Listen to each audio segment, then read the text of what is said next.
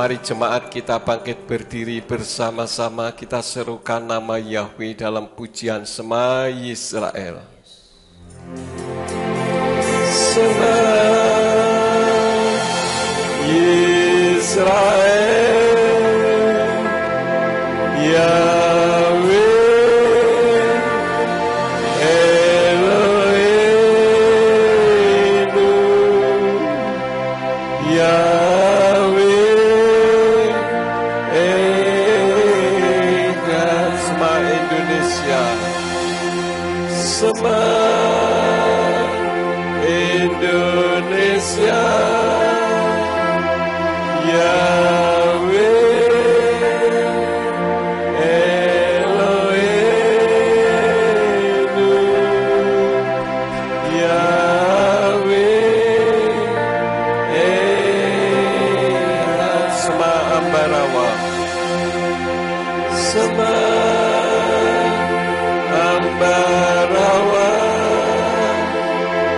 Yahweh Eloheinu, Yahweh Eka. Baruch Sekevo Malkuto Leolam Bae.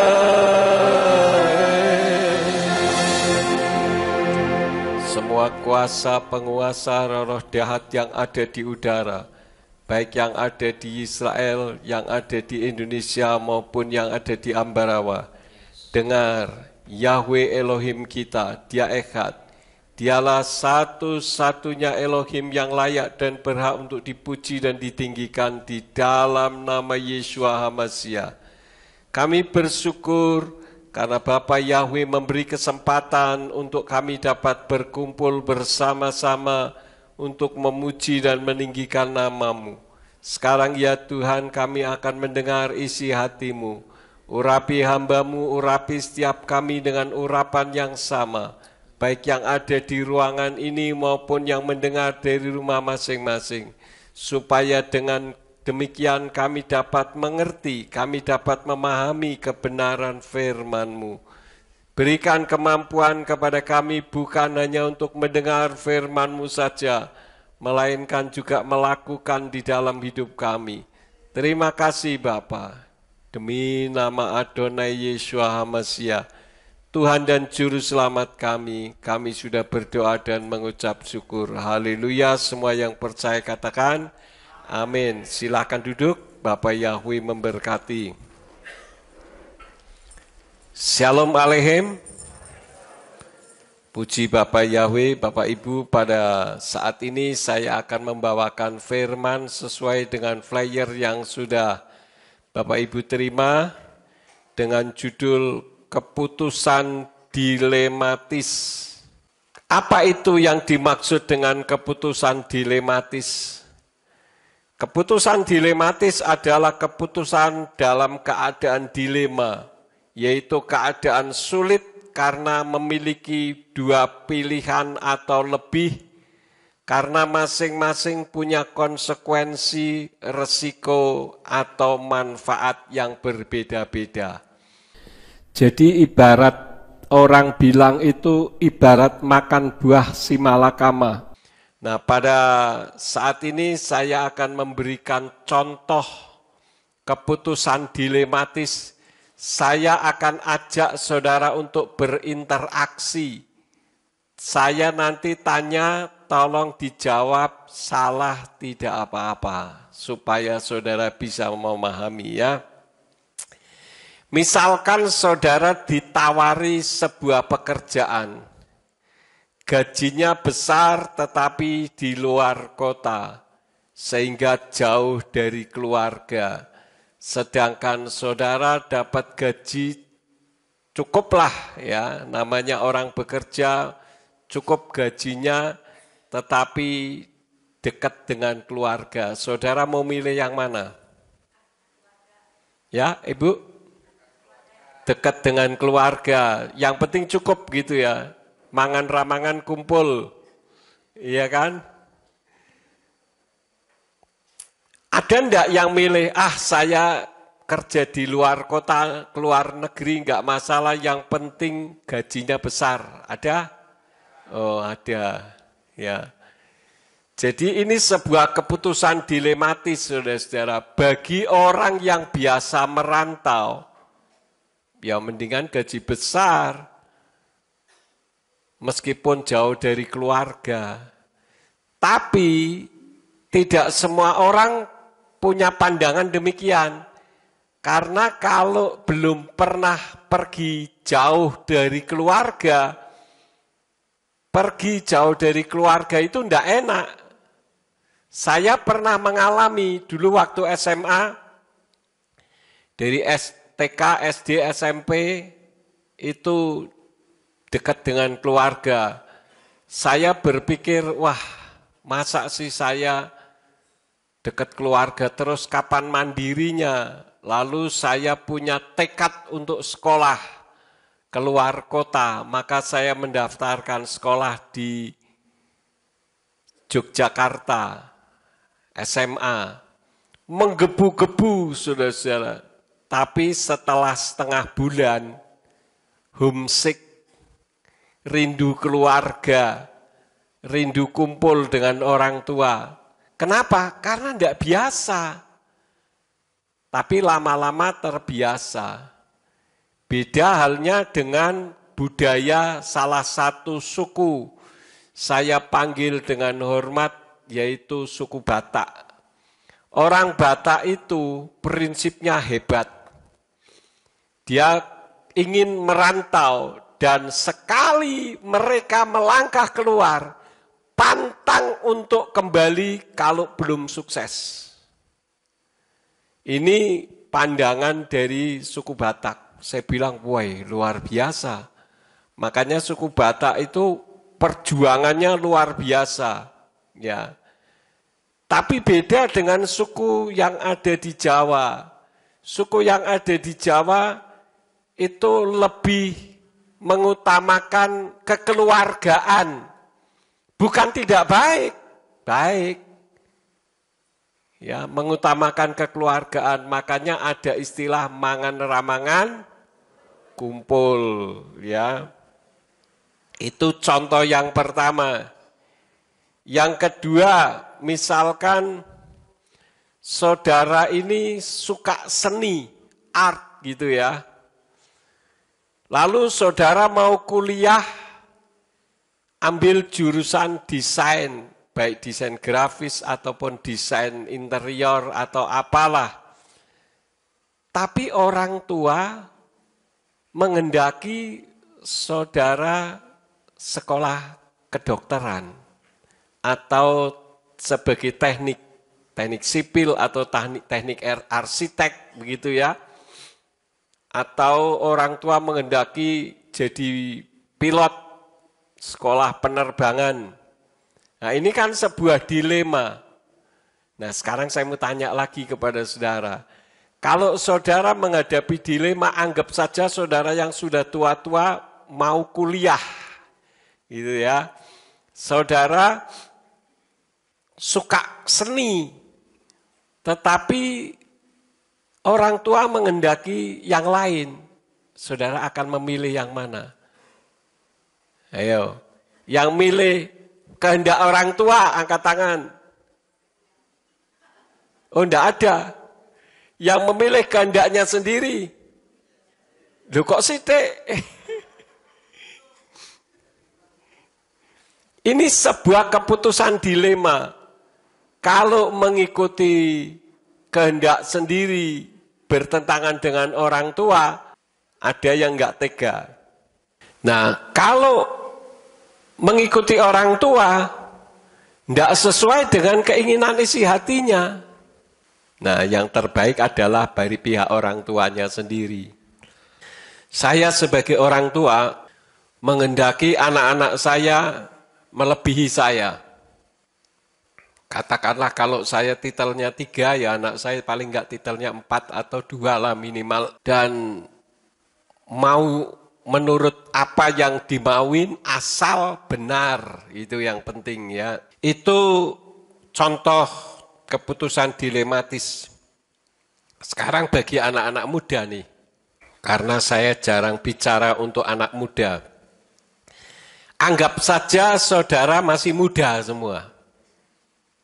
Masih teenager. Teenager itu umur 17-an tahun gitulah ya. Bayangkan gitu. Nah, saudara ini mencintai seseorang. Yang laki mencintai perempuan cantik. Yang perempuan mencintai laki-laki ganteng gitu ya.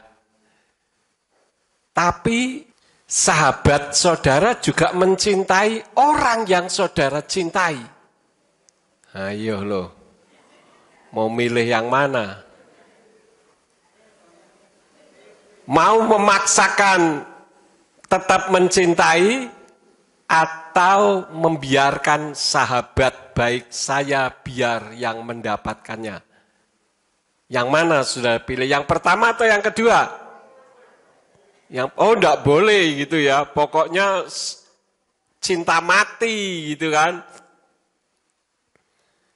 Nah itu sebuah pilihan. Sekarang saya berikan pilihan yang keberapa? Ketiga ya. Yang keempat. Masih kaum muda, saudara mencintai dua orang yang sama-sama memiliki keunggulan. Yang perempuan mencintai laki-laki yang ganteng, yang laki-laki mencintai perempuan yang cantik. Secara fisik nilainya 90. Berarti hebat gitu ya. Sama-sama pinter. Terus dengan keluarga orang tuanya juga sudah baik semua. Yang mana yang mau saudara pilih? Yang A atau yang B? Pilih dua-duanya. Dulu pernah ada film di televisi, film seri, yang seorang laki-laki mencintai dua orang perempuan. Siapa namanya laki-lakinya? Sidul anak sekolahan. Ya, dulu kan ada film seri itu di televisi, Sidul anak sekolahan. Dia mencintai dua orang perempuan, Sarah sama Zainab. Ya, saling tali ulur, lama sekali. Masing-masing dengan orang tuanya sudah akrab semua. Masing-masing punya kelebihan. Nah, kalau saudara diperhadapkan kepada hal seperti ini, apa yang akan saudara ambil? Yang A atau yang B? Atau dua-duanya? Kalau dua-duanya tentu saja tidak mungkin ya. Nah, sebagai orang yang beriman seringkali kita diperhadapkan kepada situasi untuk kita mengikut kebenaran atau tekanan pertemanan. Ya, ini sebuah dilema, saudara-saudara. Ya. Contoh yang kelima, saudara mengikuti kebenaran atau tekanan pertemanan. Bagi kita tentu saja kita akan memilih kebenaran. Tapi benarkah demikian? Kalau saudara disuruh memilih dalam konteks koridor pikiran sehat, tentu kita akan memilih kebenaran. Tetapi ketika saudara memiliki pandangan yang berbeda, khususnya saudara punya sahabat yang sangat baik, yang sangat luar biasa, dan kalau yang kaum muda ya misalkan yang mencintai, saling mencintai begitu, terkadang kebenaran menjadi hal yang kedua. Tidak menutup kemungkinan memang ada yang pada akhirnya orang yang kita cintai yang tidak atau belum mengenal kebenaran, pada akhirnya mengenal kebenaran karena kita. Saya tidak menafikan memang ada yang seperti itu, tapi prosentasenya kecil. Biasanya ketika kita menghadapi permasalahan seperti ini, ada pendapat kita ambil win-win solution atau jalan tengah yang saling menguntungkan. Bolehkah seperti itu? Tentu saja boleh, asal sesuai dengan firman, asal tidak menyalahi firman. Nah, di dalam kehidupan seseorang di dalam kitab suci yang bernama Lot itu pernah mengalami dilema dalam kehidupan. Coba kita membuka kitab Kejadian pasal 19 ayat 1 sampai 6. Kejadian 19 ayat 1 sampai 6. Kita baca bersama-sama ya dari Indonesian Literal Translation.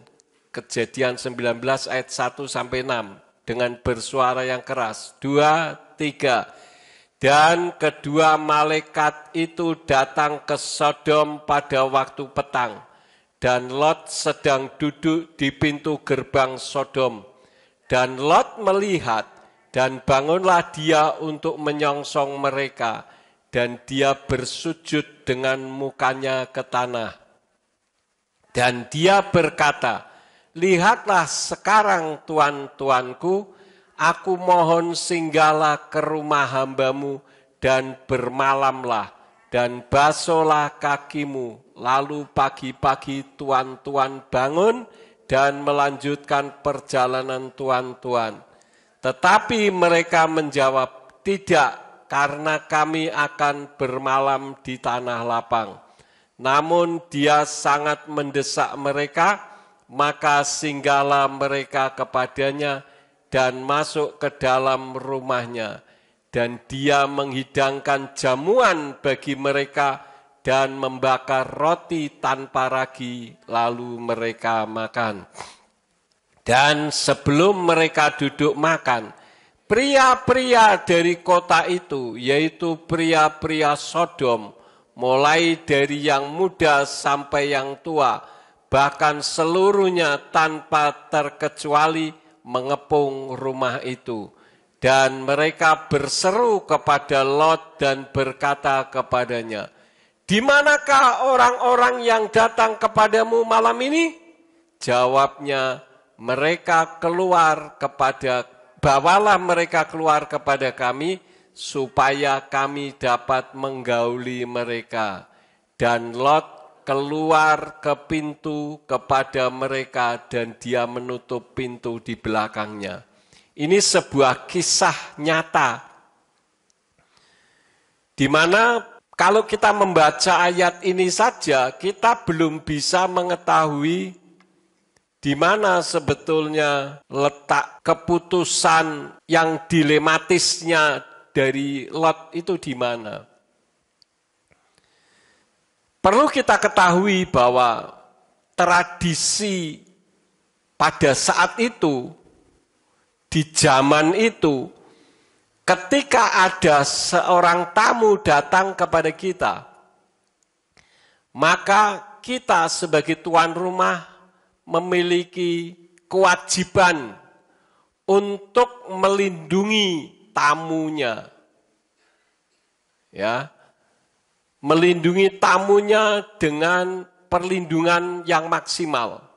Karena itu, maka Lot mengambil inisiatif untuk memberikan solusinya. Keputusan Lot kita buka di dalam Kejadian 19 ayat yang ke-8. Nah, mari kita baca bersama-sama dengan bersuara yang keras. Siap? 2, 3. Lihatlah sekarang, padaku ada 2 orang anak perempuan yang belum pernah mengenal pria. Biarlah aku membawa mereka keluar kepadamu, dan perbuatlah kepada mereka apa yang baik di matamu, asalkan kamu tidak melakukan sesuatu pada orang-orang ini, karena dalam hal ini mereka datang untuk berlindung di dalam rumahku. Ini adalah keputusan yang dilakukan oleh Lot dengan mengorbankan siapa? 2 anaknya. Perlu Bapak Ibu ketahui bahwa apa yang dilakukan Lot ini tidak pernah ditulis di dalam kitab suci sesuatu yang dianggap benar. Walaupun Lot termasuk orang yang benar. Kita baca ayatnya di dalam 2 Kepa 2 ayat 7 sampai 9. 2 Kepa 2 ayat 7 sampai 9. Nah, mari kita ucapkan, ini kitab suci menulis bahwa Lot adalah orang yang benar. 2, 3. Bahkan dia telah melepaskan Lot, orang benar yang tertindas oleh tingkah laku dalam merangsangan badani orang-orang fasik. Karena hari demi hari dalam penglihatan dan pendengaran orang benar yang tinggal di antara mereka, hal itu terus menyiksa jiwa yang benar dengan perbuatan-perbuatan durhaka. Yahweh sudah mengetahui bagaimana melepaskan orang-orang saleh dari pencobaan dan menyiapkan orang-orang yang tidak benar pada hari penghakiman untuk dihukum. Jadi Bapak Ibu, meskipun tujuannya untuk menghindari korban lebih banyak, yaitu seluruh keluarganya dibantai oleh orang Sedom atau Sodom, dan mempertahankan kehormatan rumahnya dan kewajiban sakral sebagai tuan rumah, bukan karena tidak mengasihi anaknya, sehingga menyerahkan 2 anaknya yang masih perawan itu untuk digauli oleh penduduk Sodom.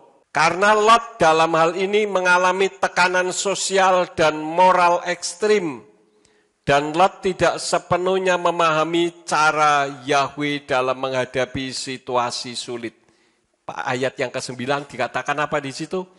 Yahweh sudah mengetahui bagaimana melepaskan orang-orang saleh dari pencobaan dan menyiapkan orang-orang tidak benar pada hari penghakiman untuk dihukum.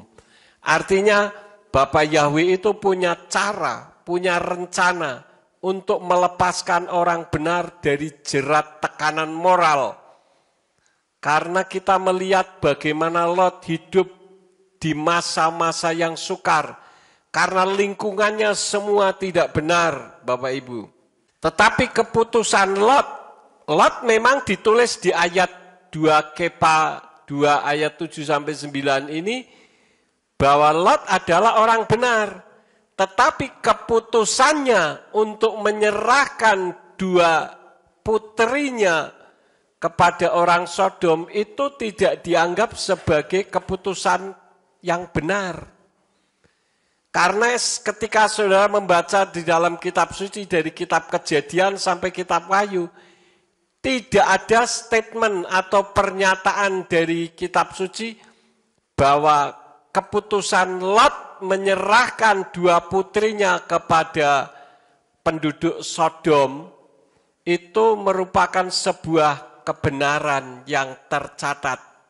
Bukan berarti tidak tercatat dianggap sebagai sebuah kebenaran. Tidak. Tetapi memang hal itu melanggar firman. Nah, ini artinya Lot yang orang benar dan beriman juga bisa salah. Kenapa? Karena Lot itu manusia biasa juga sama dengan kita. Lot masih memiliki sifat duniawi, tamak, dan lemah moral. Kita bisa buka ayatnya di dalam Kejadian 13 ayat 10 sampai 13. Kejadian 13 ayat 10 sampai 13. Mari kita ucapkan bersama, 2, 3. Dan Lot mengangkat matanya dan melihat ke seluruh lembah Yordan, bahwa daerah itu seluruhnya terairi sebelum pembinasaan Yahweh terhadap Sodom dan Gomora, seperti taman Yahweh, seperti tanah Mitsraim, jika engkau memasuki Zoar. Maka Lot memilih bagi dirinya seluruh lembah Yordan itu, dan Lot menempuh yang sebelah timur, dan mereka berpisah seorang dari yang lain.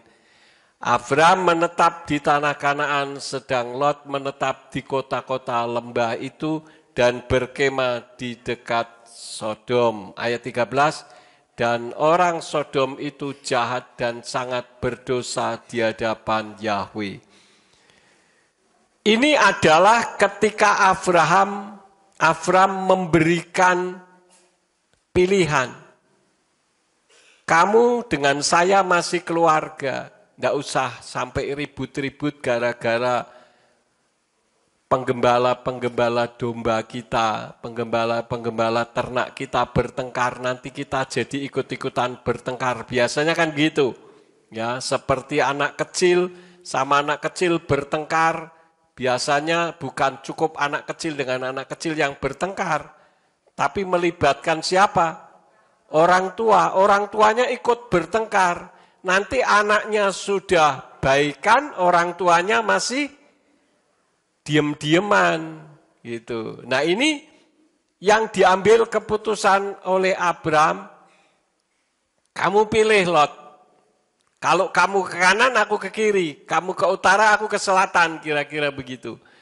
Nah, Lot ini di dalam keluarga sebetulnya masih di bawah, kalau orang di daerah Jawa Tengah katakan abunya. Ya, abunya itu masih kalah dengan Abram. Seharusnya kalau Lot enggak tamak, dia akan katakan apa? Silakan Bapak Abram yang milih. Kalau Bapak Abram ke kanan, aku ke kiri. Kalau Bapak ke utara, aku ke selatan. Kira-kira begitu. Tapi tidak demikian halnya dengan Lot. Karena masih ada rasa ketamakan dan keduniawian. Sehingga dia memandang lembah Yordan penuh dengan air. Dia akan berpikir, wow, ini sangat cocok untuk ternak-ternaknya. Karena menggembalakan ternak kan tidak luput daripada air. Kalau manusia saja masih bisa menahan. Kalau binatang bisa brutal, bisa segera cepat mati. Makanya dia aku memilih lembah Yordan. Seperti taman di Mitsraim. Jadi Lot mengabaikan orang yang seharusnya lebih baik memberikan keputusan. Nah, ini bisa mengandung pengertian bahwa ketamaan itu membuat kebenaran jadi terhambat.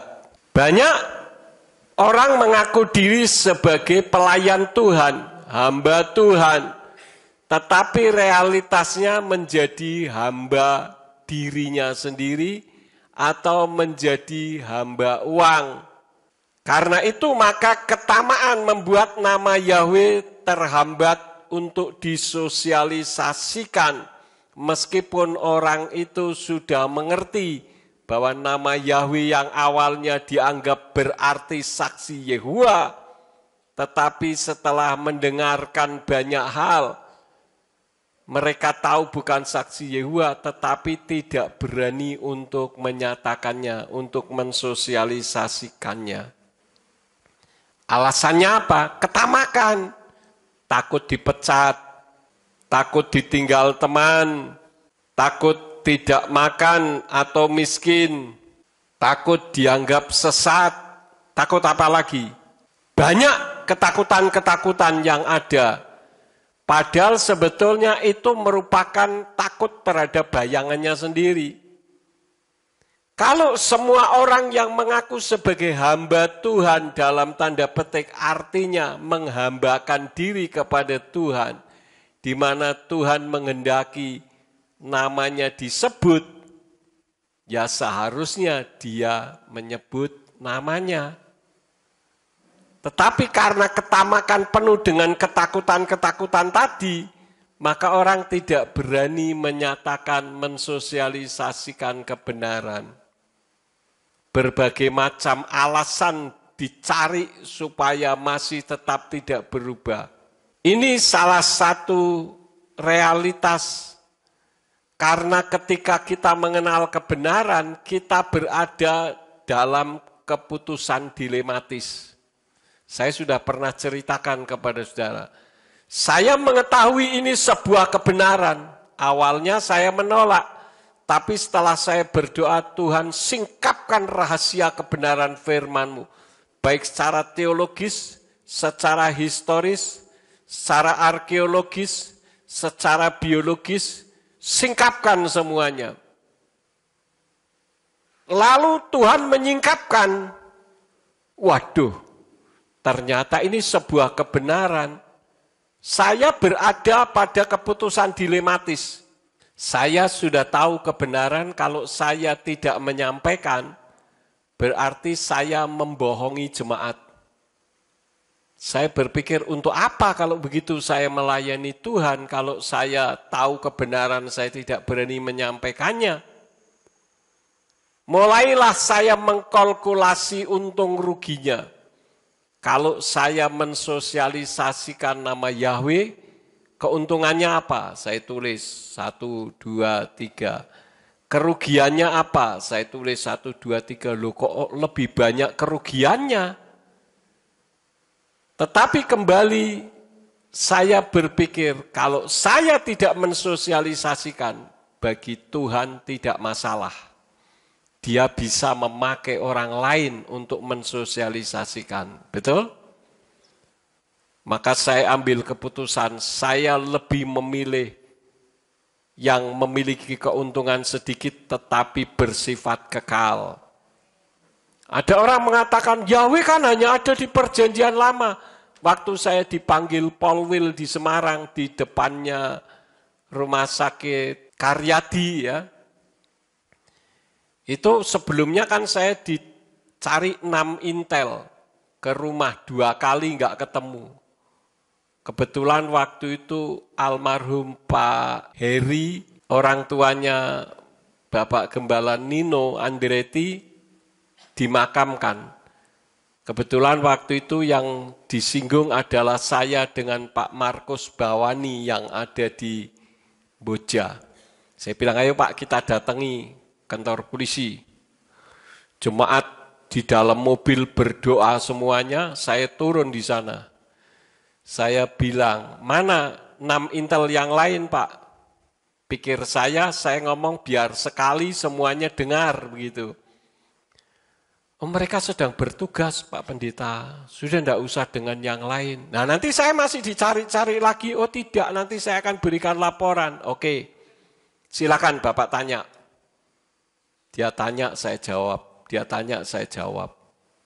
Ada salah satu pertanyaan yang menggelitik. Pak, menurut Bapak Pendeta mengatakan nama Yahweh itu benar, tetapi hanya ada di perjanjian lama. Saya bilang, nama pendetanya siapa Pak? Tolong temukan dengan saya sekarang di sini. Wah, ya jangan begitu Pak Pendeta. Nanti jadi bertengkar, tidak baik. Loh, saya tidak akan bertengkar, Pak. Saya ingin mengklarifikasi. Yahweh itu namanya kekal. Pemerintahannya kekal. Masa hanya ada di perjanjian lama, lalu apa artinya kekal? Yang menyidik saya manggut-manggut. Terus, Pak Pendeta katanya korupsi. Walah, kok sampai urusan korupsi segala? Bapak bisa buktikan kalau saya korupsi? Ya ini kan dugaan. Oh ya sudah kalau cuma dugaan. Jadi banyak sekali tuduhan-tuduhan yang disampaikan ke saya. Kira-kira setengah jam setelah pertanyaan semua dijawab, dia katakan, sudah Pak Pendeta boleh pulang, jangan lama-lama di sini, nanti disangka Bapak ditahan.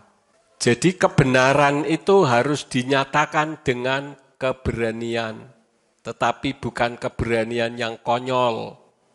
Ya. Tetapi tidak demikian halnya dengan Lot. Ketamaanlah yang telah membuat mengorbankan anaknya. Nah, yang menjadi pertanyaannya, kenapa Lot mengorbankan anaknya? Kan itu pertanyaan kita.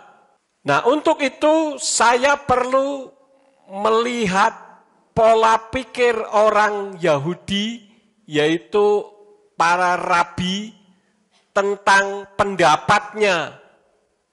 Nah, sekarang saya mau tanya dulu pendapat saudara. Kalau menurut saudara, kenapa Lot itu menyerahkan dua putrinya kepada penduduk Sodom? Ada yang mau jawab?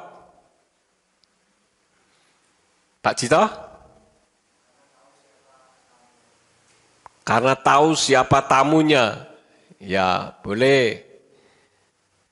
Tetapi ada pendapat dari rabi. Ya.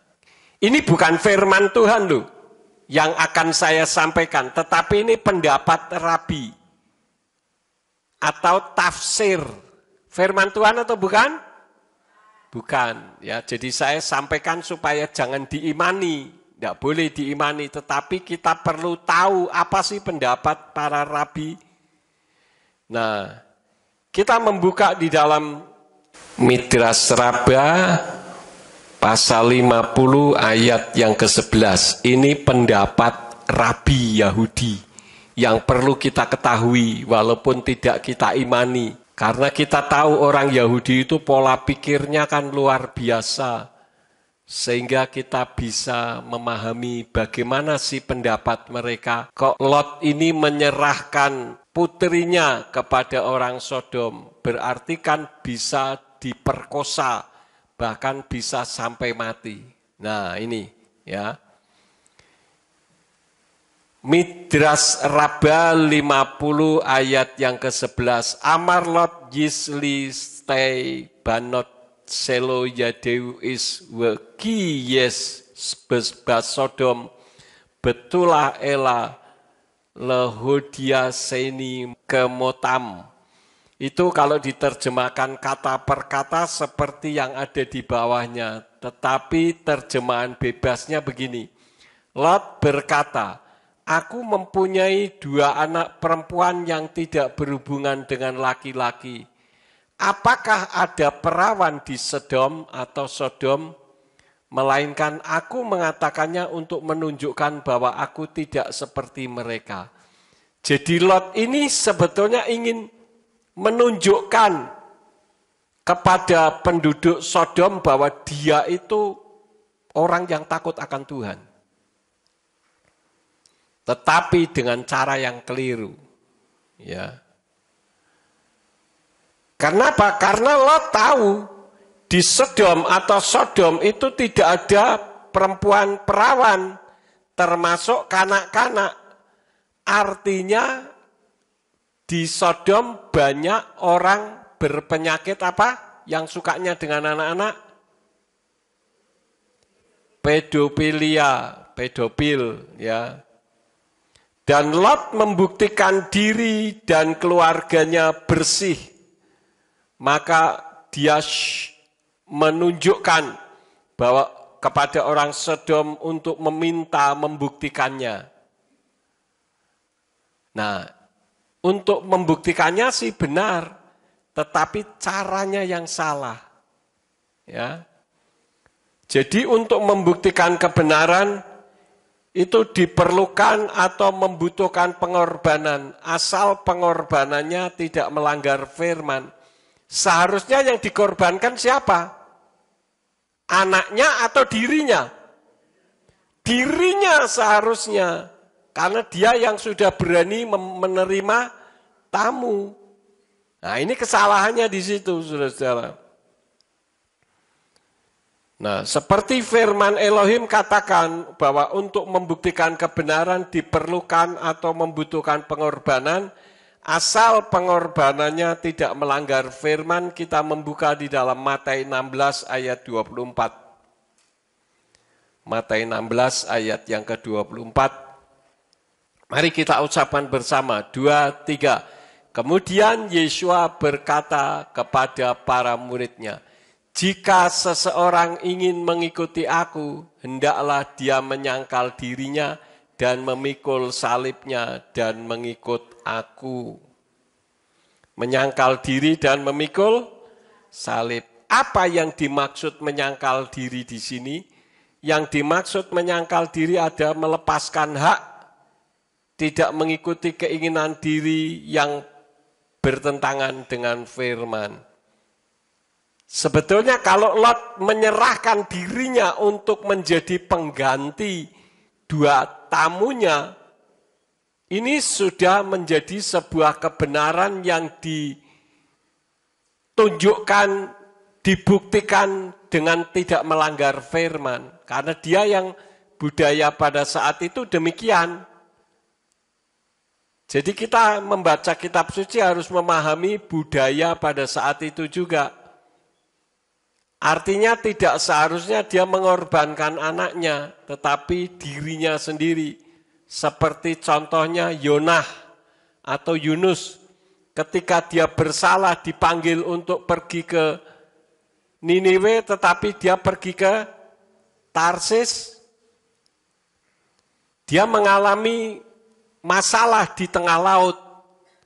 Maka dia katakan apa? Aku yang berdosa terhadap Elohim. Lalu orang yang ada di dalam kapal mengatakan apa? Apa yang harus kami lakukan supaya kami semua selamat? Lemparkan aku ke laut. Ini artinya dia sudah siap untuk mati akibat kesalahannya. Nah seharusnya Lot demikian, dia mau menunjukkan kebenaran, dia harus siap mengorbankan dirinya.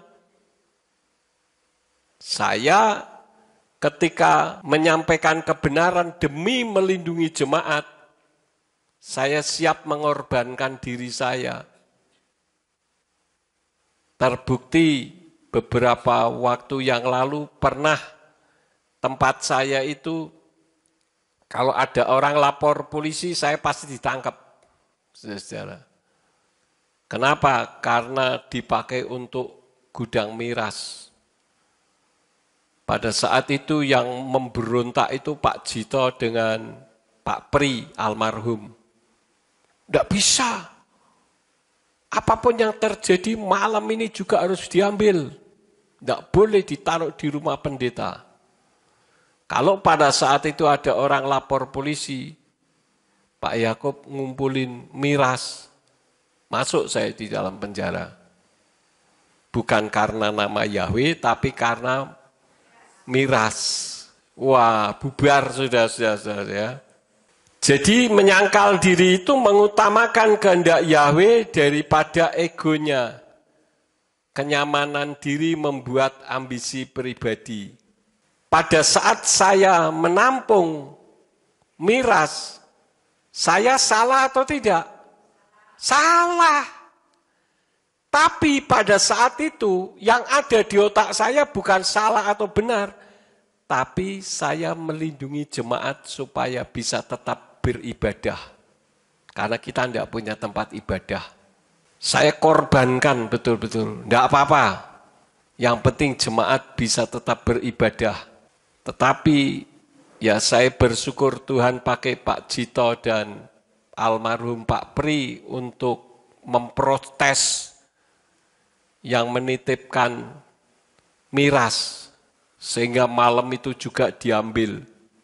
Tapi kan penolakan bukan dari saya. Kalau penolakan dari saya kita tidak punya tempat ibadah. Itu merupakan bagian dari penderitaan-penderitaan yang harus saya alami untuk memperjuangkan jemaat. Saya menyampaikan ini bukan untuk dipuji, tidak, tetapi sebagai refleksi apa yang sudah saya kerjakan sebagai contoh sebuah kesalahan. Jadi yang dilakukan, yang dimaksud dengan menyangkal diri itu bukan membenci diri sendiri, tidak pernah merawat tubuh, ya, pokoknya apalagi kalau sudah menikah, apalagi saya sudah menikah, ndak usahlah merawat tubuh. Mau gembrot kayak, mau kurus kering, tinggal tulang kayak, ndak urusan. Yang penting saya sudah payu, sudah laku, kan gitu. Ini salah, saudara-saudara. Tapi mengasihi diri sendiri secara berlebihan ya ndak boleh juga. Mau ke gereja mandi saja 1 jam. Belum nanti make up-nya 1 jam lagi. Jadi mau ke gereja jam 6:30, jam 4 sudah bangun. Saya kadang heran juga, saudara, orang mandi 1 jam itu apa yang dikerjakan di kamar mandi itu loh. Apa seperti iklan sabun mandi, tenang, nyabunnya enggak, kalau saya kan cepet, selesai. Itu pelan. Dilihat-lihat dulu, dipegang-pegang, halus ya. Mungkinkah seperti itu? Jadi bukan membenci diri sendiri atau mengasihani secara berlebihan. Ya, menyangkal diri itu bukan merendahkan diri secara tidak sehat. Artinya memperhambakan diri. Khususnya terhadap uang. Ini sangat berbahaya. Saya ingatkan, uang itu menjadi hamba yang terbaik, tetapi menjadi tuan yang paling kejam. Itu uang. Kalau kita memiliki uang dan uang itu bisa kita pergunakan untuk pekerjaan Bapa Yahweh, uang itu menjadi hamba kita yang terbaik. Tetapi ketika kita diikat oleh materi sehingga segala sesuatu otak kita selalu mengarah ke materi untuk menyampaikan, mensosialisasi nama Yahweh saja tidak berani. Hanya untuk menyebut saja loh, tidak berani. Padahal tahu itu sebuah kebenaran. Orang yang punya nama minta disebut kok yang disebut sesembahan lain. Dan yang dimaksud menyangkal diri itu bukan menyakiti diri atau hidup dalam penderitaan yang dibuatnya sendiri. Saya menyangkal diri sehingga saya melakukan perbuatan-perbuatan yang menyakiti diri sendiri. Nah ini tidak boleh. Ya. Kemudian yang berikut memikul salib. Memikul salib perlu kita ketahui bahwa dalam abad pertama salib itu bukan lambang agama. Salib itu lambang hukuman, penderitaan dan penyangkalan total terhadap diri sendiri. Itu maksud salib. Tapi sekarang salib sudah menjadi lambang agama. Kristen lagi. Sebetulnya lambang kekristenan itu apa? Iktus yang seperti ikan. Kalau menorah itu mesianik. Ya. Nah, kalau mesianik lambangnya 3, atas menorah, tengah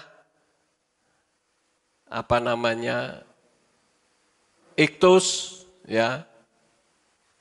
Seperti yang ada di mimbar kecil itu ya. Nah, itu lambang Kristen mesianik. Artinya, yang dimaksud dengan memikul salib, rela menanggung penderitaan sebagai konsekuensi ketaatan kepada Elohim. Saudara melakukan perbuatan jahat bisa. Yeshua mau membalas pada saat mau disalib juga bisa. Tetapi dia tidak melakukan itu.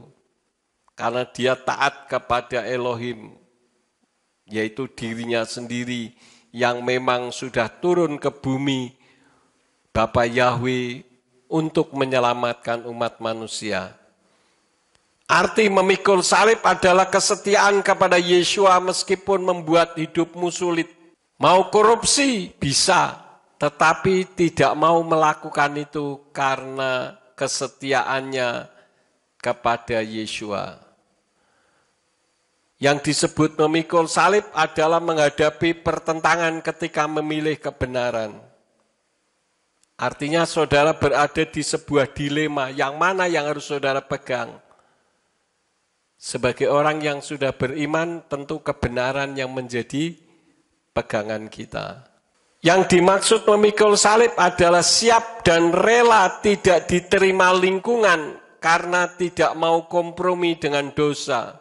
Diajak korupsi, misalkan teman-temannya ndak ada yang ndak korupsi. Jadi kalau saudara ndak ikut korupsi, saudara diapain? Dibenci. Maka sekarang ini orang benar itu sulit. Dulu awalnya Menteri Keuangan kita tidak disukai karena belum apa-apa sudah ngomong macam-macam.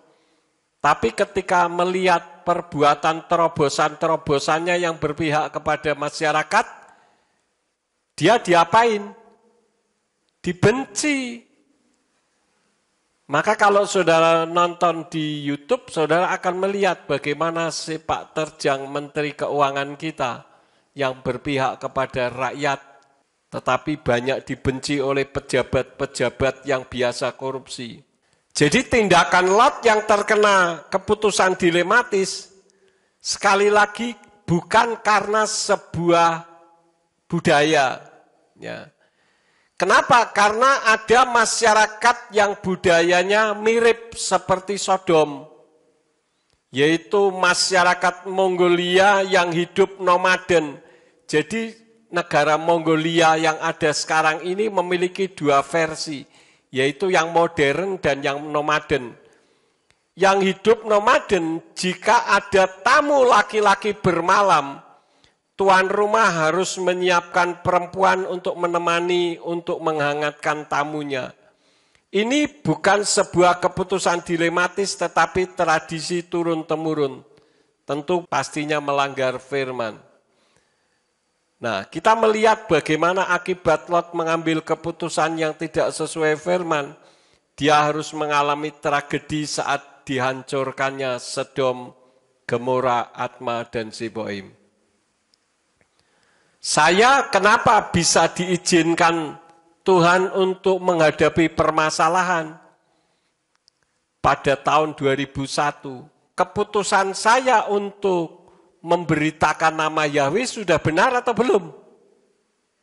Menurut saudara sudah benar atau belum? Sudah, tetapi ada kesalahan saya. Kesalahannya apa? Frontal, terlalu radikal. Tetapi memang kalau pada saat itu saya tidak radikal, saya mungkin masuk penjara. Karena saya harus mengklarifikasi statement fitnahan orang. Mau tidak mau saya harus menunjukkan kemampuan saya. Maka terciptalah sebuah buku pertanyaan umum seputar nama Yahweh dan Allah. Itu adalah buku ciptaan yang Tuhan taruh di otak saya dan itu dibuat hanya dalam waktu 10 hari kira-kira. Kenapa? Karena saya ngetik itu dengan cepat seperti didikte semua sudah ada di otak saya. Yang lama nulis huruf Ibraninya satu-satu karena dari kanan ke kiri. Waktu itu saya belum tahu bagaimana teknik cara penulisannya supaya bisa lebih cepat. Nah, kesalahan saya apa? Seperti Lot, dia melakukan kebenaran, ingin menunjukkan bahwa dirinya beda dengan orang-orang Sodom atau orang Sodom. Saya waktu itu juga menunjukkan bahwa apa yang saya ambil keputusan itu sudah benar. Lot kesalahannya karena mengorbankan putri-putrinya. Kesalahan yang saya lakukan karena saya terlalu frontal. Karena itulah maka dari belajar pengalaman yang ada, saya ambil statement untuk Gereja Pemulihan Firman ini motonya tidak kompromi tetapi tidak radikal. Dulu saya radikal sekali, saudara-saudara. Tapi tidak radikal bukan berarti kompromi. Tetapi lihat situasi dan kondisi.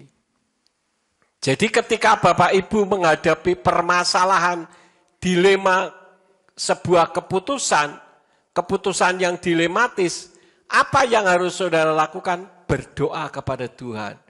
Tuhan, apa yang harus saya lakukan supaya keputusan dilematis saya ini bisa benar sesuai firman, tidak melanggar firman, tetapi keputusan saya tepat. Bisa dipahami, saudara-saudara?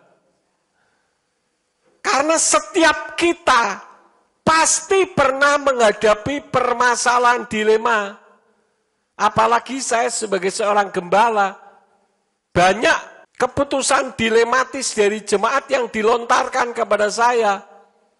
Dan saya dalam hari ini harus bertindak netral, supaya ketika jemaat mengambil keputusan, keputusannya tidak salah dan tidak melanggar firman. Saya tidak boleh berpihak. Inilah salah satu tugas seorang gembala. Meskipun keputusan dilematis jemaat yang dilontarkan ke saya, tidak perlu saya ceritakan. Karena itu merupakan rahasia pelayanan. Jadi sekali lagi Bapak Ibu, kalau saudara menghadapi permasalahan, keputusan dilematis, yang harus dilakukan apa?